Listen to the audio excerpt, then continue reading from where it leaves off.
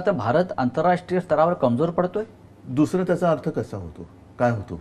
कारण एका स्वतंत्र भारताला, ज्याचे 140 कोटी लोकसंख्या आहे, इतका महान देश, मोठा देश, तिथे एका दुसऱ्या देशाचा राष्ट्रपती आपल्यावर दबाव आणून दहशतवादाविरुद्धची लढाई थांबवायला सांगतो. आणि ते सरळ सांगतात की व्यापारामुळे, आणि व्यापारासाठी. हा व्यापार कोणासाठी आहे? म्हणजे कोणाचा व्यापार करताय, कसला व्यापार करताय?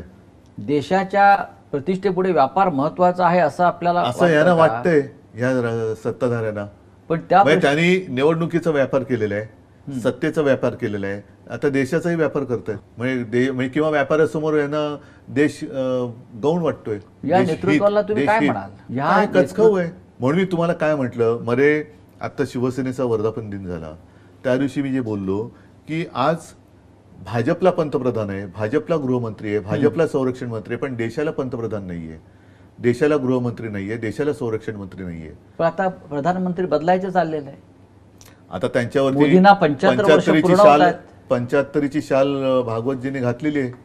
हो, कारण त्यांनी एक नियम केलेला आहे त्यांच्या पक्षामध्ये की ज्याला 75 वर्ष झाले त्यांना कोणत्याही सत्तेच्या पदावर राहण्याचा अधिकार नाही. मग ते मुरली मनोहर जोशी असतील किंवा जसवंत सिंग होते, बोले तैसा चाले आहे, अडवाणी होते, वाकडी यांची पावले, हे कळेल आता. कारण मोहनराव भागवत हे त्या सगळ्यांचे प्रमुख आहेत. या सगळ्या भाजप ते पण 75 वर्षाचे ते स्वतः निवृत्त होण्याच्या विचारामध्ये आहेत. त्यांनी स्वतःच सांगितलं आहे. अशा वेळेला पंतप्रधान मोदींनी त्यांचा जो शब्द आहे 75 वर्षांनंतर निवृत्त होण्याचा, तो ते पाळतील असं वाटतं का?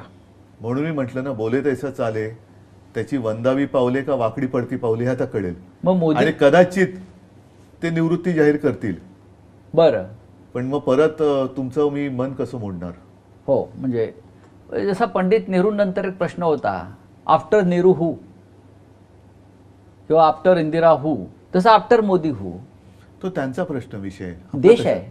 हो, पण तो त्यांचा, आता त्याने तो अंतर्गत विषय केला, देश आहे. त्याच्यामुळे त्यांनी तो विचार, कदाचित तो सुरूही झाला असेल किंवा त्याचं उत्तरही त्यांनी काढलं असेल.